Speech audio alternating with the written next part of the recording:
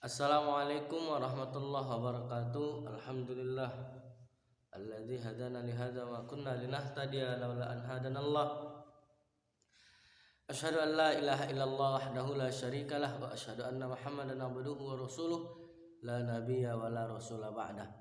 Subhanaka la ilma lana illa ma 'allamtana innaka antal alimul hakim. Allahumma shalli ala sayidina Muhammad wa ala ali sayidina Muhammad wa ba'du. Hadirin yang dirahmati Allah Subhanahu wa taala, kita kembali lagi dalam pembacaan riwayat Imam Bukhari, masih dalam bab yang sama, yaitu bab ilmu. Pada hadis yang ke-77 dari Abu Sa'id Al-Khudri radhiyallahu an, katanya beberapa orang wanita memajukan permohonan kepada Nabi Muhammad sallallahu alaihi wasallam, "Kami tidak memperoleh waktu untuk belajar dari Anda, karena semua waktu telah diisi oleh pria. Oleh karena itu sediakanlah barang sehari untuk kami agar kami dapat pula belajar." Jadi ada seorang wanita komplain kepada baginda Rasulullah SAW karena baginda Rasul lebih banyak menghabiskan waktunya mengajari para bapak-bapak, para kaum laki-laki. Maka ibu-ibu ini bilang, "Ya Rasul, luangkanlah sedikit waktumu untuk mengajari kami, paling tidak satu hari atau berapa kali dalam seminggu." Istilahnya kalau ibarat kita sekarang itu seperti itu.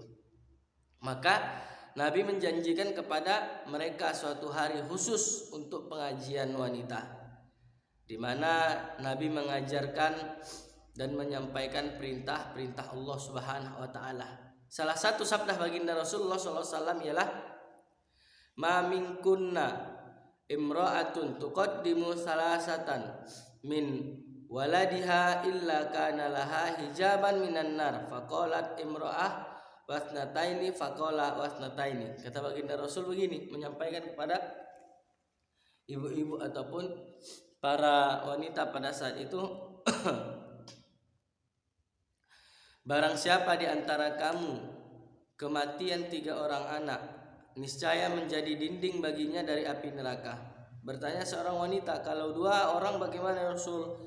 Maka jawab baginda Rasul, "Ya, 2 orang juga." Artinya apa? Ini adalah dalil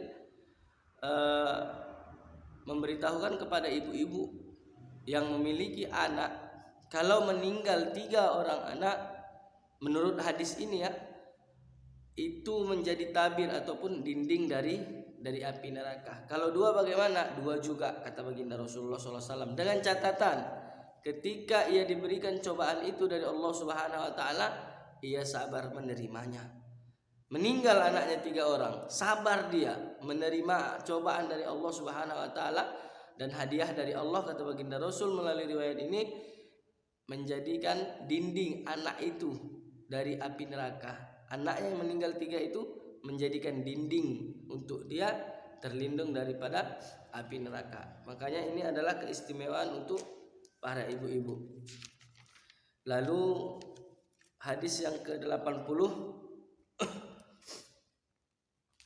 An Abi Hurairah anin Nabi sallallahu alaihi wasallam qala, "Tasammau bismi wala taktanu bikunyati wa man ra'ani fil manami faqad ra'ani fa inna syaitan la yatamatsalu fi surati wa man kadzaba alayya muta'ammidan falyatabawwa maq'aduhu minan nar." Dari Abu Hurairah radhiyallahu an, katanya Nabi sallallahu alaihi wasallam pernah bersabda, "Namailah dirimu dengan namaku dan jangan memakai gelarku. Siapa yang bermimpi melihat aku dalam tidurnya, sebenarnya ia melihatku, karena setan tidak mampu menjelma sepertiku. Dan siapa yang sengaja berdusta atas namaku, maka biarlah ia menempati tempatnya di api neraka." Jadi dalam hadis ini ada 3 poin penting. Yang pertama, anjuran baginda Rasulullah SAW untuk kita memberikan nama kepada anak kita ada sangkut pautnya dengan nama Nabi Muhammad SAW. Contoh Muhammad Latif ataupun Muhammad Abdurrahman ataupun Muhammad, Abdul Razak, ada sangkut pautnya dengan nama Nabi Muhammad SAW. Tapi jangan memakai gelar baginda Rasul. Yang terjadi saat ini bukan dia membuat nama, contoh Muhammad Abdul Latif SAW, enggak. Cuman banyak kalangan kita pada saat ini membawa gelar-gelar keturunan Nabi. Kan tidak sedikit yang terjadi pada era-era kita sekarang. Digunakannya lah gelar-gelar Nabi, gelar-gelar keturunan habaib itu untuk menipu orang. Kan banyak yang terjadi. Nah, ini yang dimaksud baginda Rasul, jangan menggunakan gelar. Mungkin di zaman dulu pakai gelar beliau, di zaman sekarang terjadi itu dia, gelar-gelar habaib itu, gelar-gelar keturunan Nabi itu dipakai sembarangan orang. Nah, ini tidak boleh kata baginda Rasul. Kan banyak kejadian itu di beberapa tempat setelah diperiksa oleh ahlinya, ahli keturunan Nabi, ternyata gelarnya gelar palsu, tak ada keturunannya, nasabnya yang sampai kepada baginda Rasulullah SAW. Ternyata apa yang diucapkan Nabi itu, apa yang dilarang oleh baginda Rasul itu bukan hanya terjadi pada saat itu, di waktu setelah peninggalan beliau ternyata terjadi. Contohnya yang Habib palsu inilah, Habib palsu yang memakai gelar-gelar keturunan Nabi Muhammad SAW. Lalu yang kedua, siapa yang melihat baginda Rasul, siapa yang melihat aku, kata baginda Rasul, di dalam tidur, maka dia melihat aku, memang melihat baginda Rasul. Kenapa? Karena setan tidak mampu menyerupai baginda Rasulullah SAW. Lalu yang terakhir, ini yang paling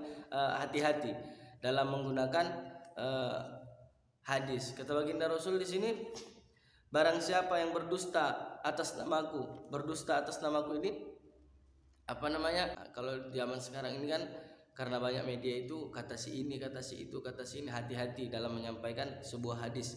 Kalau itu tidak bersumber dari Nabi ataupun hadisnya itu hadis palsu, maka ganjaran kata baginda Rasul, maka biarlah dia menempati tempatnya di neraka.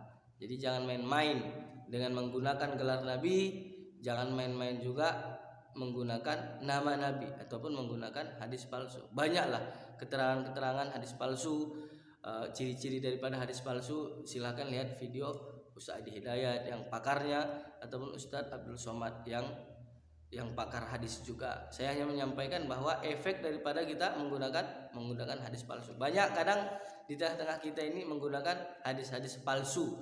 Mereka tidak sadar itu adalah hadis palsu. Makanya sebelum menyebutkan, alangkah lebih baiknya dilihat dulu ini hadis dari mana.